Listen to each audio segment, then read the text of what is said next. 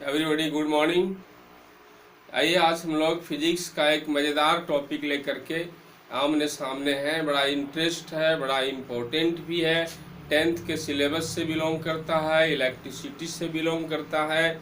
और सीबीएसई का एग्ज़ाम हो या किसी भी स्टेट बोर्ड का एग्ज़ाम हो, ये हर परीक्षा में लगभग इसकी पॉसिबिलिटी 99% बनी रहती है। ये इतना महत्वपूर्ण है। और ये टॉपिक क्या है सबको पता है। ये क्या है? ओम्स लॉ, ओम का नियम।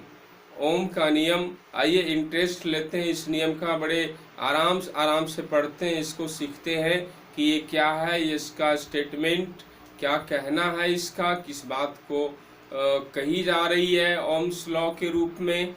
और जिस बात को भी कही जा रही है उसका एक प्रूफ, उसका एक वेरिफिकेशन भी यहाँ पर हम लोग शो करेंगे कि वो बात कैसे अपनी जगह सही है। इसके लिए एक प्रूफ देंगे प्रैक्टिकली। और ये टोटल सॉल्यूशन एग्ज़ाम के लिए इम्पोर्टेंट है, क्योंकि एग्ज़ाम में जो सवाल आता है वो दो तरह का सवाल आता है। पहला कि स्टेट्स ओम्स लॉ, बस केवल इतने ही कि ओम का नियम लिखो। एंड अदर टाइप का क्वेश्चन आता है states Ohm's law and verify it. Ohm का नियम लिखो और इसे सत्यापित करो। ये दोनों तरह की बातें आती हैं, तो हम लोग ये टोटली इसको पढ़ेंगे उसके बाद जो भी एग्जाम में आवे। और एक महत्वपूर्ण बात और यहाँ पर कहनी है आप सबसे कि ओम्स लॉ को जब मैथमेटिकली रिप्रेजेंट करेंगे तो जो हमें एक्सप्रेशन मिलेगा वो एक्सप्रेशन पर बेस्ड कुछ न्यूमेरिकल्स हैं। और वो सारे न्यूमेरिकल्स भी बहुत बहुत इम्पोर्टेंट हैं जो ओम्स लॉ पर आधारित हैं। तो हम लोग उसके बारे में भी कुछ आइडिया यहाँ पर लेंगे। तो आइए हम लोग शुरू करते हैं। ओम्स लॉ क्या है? तो ओम्स लॉ एक रिलेशन को शो करता है। क्या चीज़ के बीच रिलेशन? आराम से समझना है। ओम का नियम एक रिलेशन को शो करता है। किस रिलेशन को शो करता है? तो कोई भी इलेक्ट्रिक पाथ में, इलेक्ट्रिक सर्किट में, वो आपके घर में वायरिंग किया हुआ रहता है, या तो कोई भी सर्किट कहीं भी है जिसके थ्रू इलेक्ट्रिक करंट फ्लो होता है। As flow of charges electric current flow होता है। कॉन्वेंशनल करंट, वो करंट जिसका हम यूज करते हैं विद्युत ऊर्जा के रूप में बहुत सारे इलेक्ट्रिक एप्लियंसेस को चलाते हैं। फैन है, हीटर है, रेफ्रिजरेटर है, कंप्यूटर है, पंखा है, बल्ब है, ट्यूबलाइट है, टेलीविज़न है, कूलर है। ये सारे बहुत जो एप्लियंसेस हैं, इन सबको हम विद्युत धारा के उपभोग से चलाते हैं। ऊर्जा के रूप में हम लोग विद्युत धारा का उपयोग करते हैं। तो ये सर्किट के थ्रू एक जगह से दूसरे जगह करंट जो पास करता है वो सर्किट है, इलेक्ट्रिक पाथ है। उसके दोनों सिरों का जो पोटेंशियल डिफरेंस होता है, मैंने प्रीवियस क्लास में इस बात को उठाया था कि पोटेंशियल डिफरेंस जितना ज़्यादा होगा उतनी ज़्यादा ऊर्जा फ्लो होगी, उतनी ज़्यादा क्वांटिटी में विद्युत धारा का प्रवाह होगा। ये मैंने कहा था और प्रैक्टिकली इस बात को समझाया भी था कि एक प्रैक्टिकल करके देखेंगे। सारे एप्लियंस, सारे इंस्ट्रूमेंट उसके लिए हम यहाँ तैयार करेंगे और कनेक्ट करेंगे करंट को 6 वोल्ट की बैटरी से। और ऑब्जर्व करेंगे पंखा कितना घूम रहा है, ऑब्जर्व करेंगे बल्ब कितना जल रहा है, कितना लाइट कर रहा है। फिर 12 वोल्ट की बैटरी से हम जोड़ेंगे उसी पाथ को, उसी सर्किट को, और फिर हम देखेंगे कितना बल्ब जल रहा है, कितना पंखा। ये बार बार अगेन एंड अगेन चेंज करेंगे सेल को, उसके पोटेंशियल डिफरेंस को चेंज करेंगे पाथ के, और ऑब्जर्व करेंगे हर बार। तो ये हमें रिजल्ट आएगा कि जब पोटेंशियल डिफरेंस बढ़ता जा रहा है, जब परिपथ की वोल्टता बढ़ती जा रही है, तो उसमें प्रवाहित धारा भी बढ़ती जा रही है, उसमें प्रवाहित ऊर्जा भी बढ़ती जा रही है। ये रिजल्ट सामने आएगा ऑब्जर्वेशन में। तो यहाँ पर ये बात बिल्कुल क्लियर है, जब परिपथ का पोटेंशियल डिफरेंस यानी वोल्टता 50 वोल्ट 100 वोल्ट जितना भी बढ़ाएंगे वो उसमें प्रवाहित धारा भी बढ़ जाएगी। लेकिन ये बात हमें जानना है कि किस रेशियो में बढ़ जाएगी। वहाँ तक ठीक है, यदि पोटेंशियल डिफरेंस को डबल कर दिया, 4 वोल्ट से 8 वोल्ट कर दिया, तो करंट कितना बढ़ जाएगा, वो भी डबल हो जाएगा या फिर थोड़ा सा बढ़ेगा, बढ़ जाएगा ये तय है, ये एक्सपेरिमेंट में शो हो रहा है कि बढ़ जाएगा। बट पोटेंशियल डिफरेंस को डबल किया तो क्या करंट भी डबल होगा, पोटेंशियल डिफरेंस को बढ़ाकर ट्रिपल कर दिया तो क्या उसमें प्रवाहित धारा भी बढ़कर ट्रिपल हो जाएगी। ये उसका रेशियो जो है, उसका हिसाब जो बढ़ने का है, इस चीज को मेजर किया गया और इस चीज को मेजर करके जो रिजल्ट सामने आया, उसी रिजल्ट को ओम ने ओम्स लॉ के रूप में डिफाइन किया। ओम्स लॉ के रूप में सभी के सामने उन्होंने इस बात को रखी और क्या रिजल्ट मिला, तो दोनों के बीच प्रोपोर्शनल का रिजल्ट मिला, प्रोपोर्शनल का रिलेशन मिला कि दोनों समानुपाती होते हैं। दैट मीन्स यदि परिपथ के सिरों का विभवांतर दुगुना करें तो उसमें प्रवाहित धारा भी बढ़कर दोगुनी हो जाएगी। यदि परिपथ के सिरों का विभवांतर means potential difference 3 times increase करें, 3 गुना करें, तो उसमें प्रवाहित धारा भी 3 टाइम्स इंक्रीज होगा। यदि परिपथ के सिरों का विभवांतर 10 गुना बढ़ा दें तो उसमें प्रवाहित धारा भी 10 गुनी बढ़ जाएगी। यदि परिपथ के सिरों का विभवांतर मीन्स पोटेंशियल डिफरेंस को घटा दें, आधा कर दें, तो उसमें प्रवाहित धारा भी घट के आधी हो जाएगी। ये रिजल्ट सामने आया कि जिस रेशियो में पोटेंशियल डिफरेंस चेंज कर रहा है, इंक्रीज और डिक्रीज हो रहा है, उसी रेशियो में उसमें प्रवाहित धारा भी अपने आप में चेंज कर रही है, वो भी डबल या ट्रिपल या वही रेशियो में चेंज कर रही, इंक्रीज या डिक्रीज हो रही है। और इसी रिलेशन को प्रोपोर्शनलिटी कहा जाता है, प्रोपोर्शनल का रिलेशन कहा जाता है, समानुपाती संबंध कहा जाता है दो टर्म के बीच। और यही बात को ओम ने स्टेट्स किया। लेकिन एक बात का यहाँ पर ध्यान रखा गया कि ये बात तब सही है, ऐसा तब होता है जब कांस्टेंट टेम्परेचर हो, जब सर्किट का पाथ का मीन्स कंडक्टर का टेम्परेचर में कोई चेंजिंग नहीं आवे तो, अर्थात at constant temperature potential difference of the conductor, potential difference of across 2 ends of the conductor is always directly proportional to the current flow through it। ये बात ओम्स लॉ में हम लोग लिखेंगे, ये बात हम लोग कहेंगे कि किसी स्थिर ताप पर किसी चालक के सिरों का विभवांतर उसमें प्रवाहित धारा के समानुपाती होता है। थोड़ा चेंज भी कर सकते हैं, किसी स्थिर ताप पर किसी चालक में के सिरों का विभवांतर और उसमें प्रवाहित धारा दोनों समानुपाती होते हैं, ऐसा भी कर सकते हैं। Means at a constant temperature potential difference of any electric path is always directly proportional to the current flow through it। ऐसा भी कर सकते हैं at a constant temperature potential difference of any conductor and current flow through that conductor both are always proportional to each other। ऐसा भी कहने का मतलब ये है कि दोनों समानुपाती होते हैं।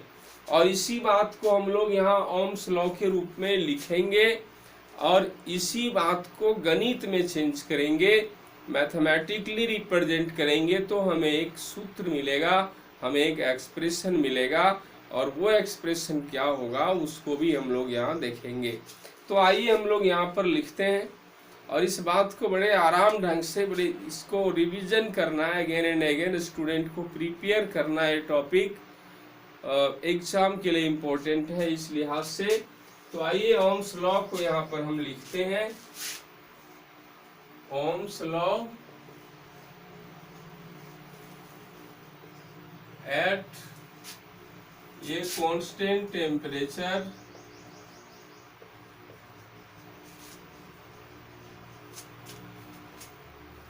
पोटेंशियल डिफरेंस, ये पीडी शॉर्ट में लिखे, पोटेंशियल डिफरेंस पीडी शॉर्ट में, potential difference across two ends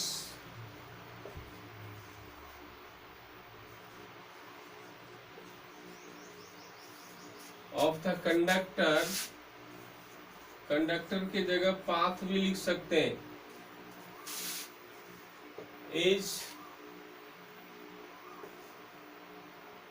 is always directly proportional, is always directly proportional to the current flow through it। ये इन्वर्टेड कोमा में लिखेंगे हम लोग, ये ओम्स लॉ है, इन्वर्टेड कोमा में लिख रहे हैं। देखिए बड़े आराम ढंग से,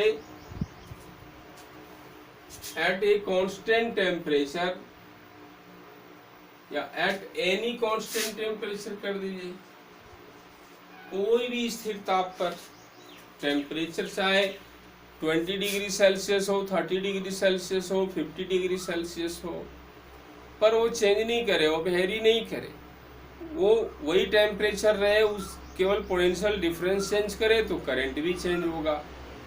जिस रेशियो में चेंज होंगे दोनों चेंज होंगे, लेकिन टेम्परेचर फिक्स रहे, इसलिए एट एनी कांस्टेंट टेम्परेचर, ये बात लिखना जरूरी है। टेम्परेचर का कांस्टेंट होने की बात को लिखना जरूरी है, नहीं तो ओम्स लॉ का स्टेटमेंट सही नहीं माना जाता है। At any constant temperature potential difference across two ends of the conductor is always directly proportional to the current flow through it।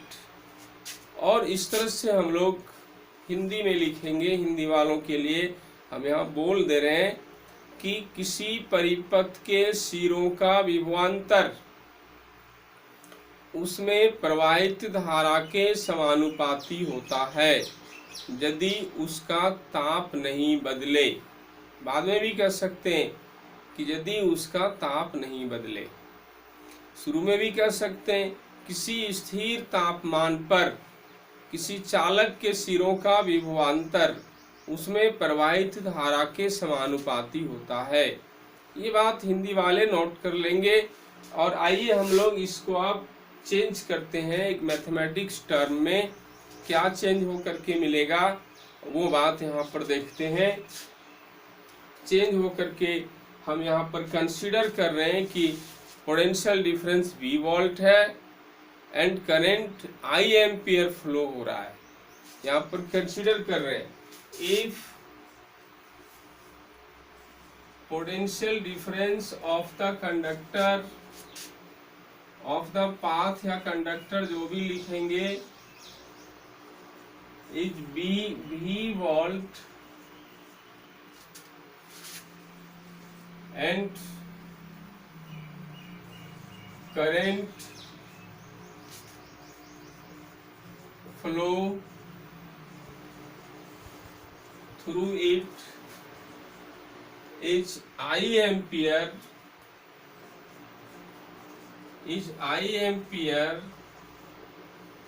यहाँ पर वोल्ट को केवल बड़ा भी लिख सकते थे, एम्पियर को केवल बड़ा ये लिख सकते थे। यहाँ पर यदि पोटेंशियल डिफरेंस V वोल्ट है और करंट I एम्पियर है, then according to Ohm's law, then according to Ohm's law से क्या रिजल्ट मिलता है? ओम्स लॉ से बिल्कुल सीधा जब लिखा हुआ है कि दोनों प्रोपोर्शनल है, potential difference and current both are proportional, दोनों समानुपाती है। तो इस समानुपाती रिलेशन को हम लोग कैसे रिप्रेजेंट करेंगे गणित में? बराबर का रिलेशन होता तो इज इक्वल टू का चिन्ह देते, V is equal to I, बड़ा छोटा होता V is greater than I, B is less than I, but V is proportional to the I।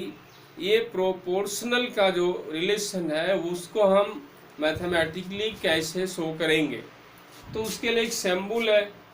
आइए, according to Ohm's law V is equal to, V is proportional का चिन्ह देखिए, ये proportional sign to the I। अब जब भी proportional sign को replace करते हैं, प्रोपोर्शनल साइन जो है दोनों के बीच एक रिलेशन बताता है ऑलवेज।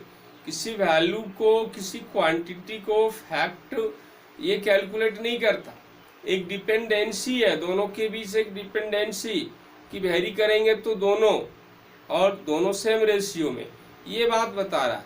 पर एक फैक्ट वैल्यू कितना होगा, हम पोटेंशियल डिफरेंस जानना चाहें या करंट जानना चाहें, एक फैक्ट वैल्यू उसका जानना चाहें तो हम नहीं जान सकते इस रिलेशन से वैल्यू नहीं जान सकते जब तक हम यहाँ एक किसी कांस्टेंट का यूज नहीं करेंगे। और जो प्रोपोर्शनल साइन को रिप्लेस करके कांस्टेंट का यूज किया जाता इस नियम में, क्या किसी भी नियम में, तो वो अपने मन से नहीं किया जाता। जब नियम बना, जिन्होंने बनाया उन्होंने उसी समय ये तय कर दिया कि यहाँ प्रोपोर्शनल साइन को, इस डिपेंडेंसी साइन को रिप्लेस करके इस कांस्टेंट का यूज करना है। तभी से तय है, केवल लोग फॉलो करते आ रहे हैं, पीढ़ी दर पीढ़ी फॉलो करते आ रहे हैं, तब से आज तक और आगे भी करते रहेंगे। तो यहाँ पर ओम ने प्रोपोर्शनल साइन को रिप्लेस करके जिस कांस्टेंट का यूज किया, ओम द्वारा जो किया गया उस समय, वो आज भी करेंगे, और उसे ओम्स कांस्टेंट भी कहते हैं। ओम्स लॉ में यूज हो रहा कांस्टेंट ओम द्वारा, इसीलिए हम लोग ओम्स कांस्टेंट के नाम से भी उसको जानते हैं। और वो लेटर, वो क्या, तो R, which is represent resistance of the conductor, which is represent resistance of the path। तो R यहाँ पर कांस्टेंट, इसलिए प्रोपोर्शनल साइन हटाएंगे, इज इक्वल देंगे तो R देंगे यहाँ पर। R, यही R कांस्टेंट का के रूप में यूज हुआ, और जब कांस्टेंट के रूप में यूज हुआ तब ये इज इक्वल टू में चेंज हो गया, और इस तरह से V is equal to RI, and इसी को वेरीफाई कर रहे हैं। V इज इक्वल टू, थोड़ा सजा के लिख रहे हैं, IR, I पहले, R इंटू आई, यहाँ भी R इंटू आई, यहाँ भी, इसलिए V is equal to IR। और इस तरह से ओम्स लॉ का ये मैथमेटिकल रिप्रेजेंट मिला, जहाँ पर R क्या है, यहाँ R लिखेंगे कि R is the resistance, R represent resistance of the conductor which is used as Ohm's constant। यहाँ पर इस समानुपाती स्थिरांक है, प्रोपोर्शनल कांस्टेंट है ये, जो चालक के प्रतिरोध को व्यक्त करता है, अर्थात चालक का प्रतिरोध फिक्स रहता है। जब किसी चालक का प्रतिरोध फिक्स रहे, नहीं बदले, तब उसके सिरों का विभवांतर और उसमें प्रवाहित धारा दोनों सेम रेशियो में वेरी करते हैं। और चालक का प्रतिरोध नहीं बदले, इसलिए कंडीशन अप्लाई किया गया कि टेम्परेचर नहीं बदले, क्योंकि resistance of the conductor is depend upon the temperature of the conductor. Temperature पर डिपेंड करता है और बातों पर डिपेंड करता है। अब हम लोग के पास नया टर्म रेजिस्टेंस आ गया, उसके बारे में कई बातों का खुलासा होगा, आप वेट करिएगा नेक्स्ट क्लास में, और तब आपको ये पता चलेगा कि रेजिस्टेंस क्या होता है। तो इस तरह से आपको एक बात और यहाँ पर लिखनी है कि V is equal to I R, जहाँ R ओम स्थिरांक है जो चालक के प्रतिरोध को व्यक्त करता है, यहाँ लिखना है। और खास करके आइए थोड़ा इधर देखते हैं, V is equal to I R, इसी एक्सप्रेशन से लिखेंगे I is equal to V बटे R। इसी एक्सप्रेशन से लिखेंगे R is equal to V बटे I। ये देख रहे हैं, ये तीनों जो है वो ओम्स लॉ के रिजल्ट के रूप में जाने जाते हैं। ये तीनों ओम्स लॉ का रिजल्ट है। फाइनली हमें इस रूप में मिला, लेकिन इस रूप में हम तीनों को यहाँ चेंज कर सकते हैं। B is equal to I R, I is equal to V by R, इसी से लिखा गया। And R is equal to V I, original यही है, उसी से मॉडिफाइड हुआ। ये हमें ये बता रहा है कि जो कुछ न्यूमेरिकल टाइप्स क्वेश्चन है, इस चैप्टर में न्यूमेरिकल भी मिलेगा बहुत सारा, और उस आधार वाले क्वेश्चंस जो है, यदि हमें पोटेंशियल डिफरेंस कैलकुलेट करना हो पाथ का, और करंट और रेजिस्टेंस दिया है तो गुना कर देंगे, तो पोटेंशियल डिफरेंस विभवांतर निकल जाएगा। यदि धारा निकालनी हो, कितनी धारा प्रवाहित हो रही है, विभवांतर दिया है, प्रतिरोध दिया है, तो विभवांतर बटे प्रतिरोध, इस पर वैल्यू बैठाएंगे V बाय R, V का और R का वैल्यू बैठाएंगे, विभवांतर और प्रतिरोध का, फाइनली धारा निकल जाएगी। और प्रतिरोध निकालना हो सिंपली ओम्स लॉ से, तो V बटे I, यहाँ पर विभवांतर और धारा बैठाएंगे, दोनों क्वेश्चन में दिया रहेगा। प्रतिरोध निकालना है तो V बटे I के रूप में कैलकुलेट कर लेंगे। तो सिंपल टाइप न्यूमेरिकल्स जो है वो इस पर हम लोग डिपेंड कर सकते हैं, बना सकते हैं। तो आज के क्लास में इन बातों को स्पष्ट किया गया, आपको सिखाया गया, और नेक्स्ट क्लास में ओम्स लॉ के वेरिफिकेशन को लेकर के हम आएंगे, और वेरिफिकेशन के बाद रेजिस्टेंस की बात उठाएंगे, और फिर आगे क्लास बढ़ता जाएगा। तो आइए इस क्लास में आज इतनी ही बात करते हैं। सभी सुनने वालों को धन्यवाद।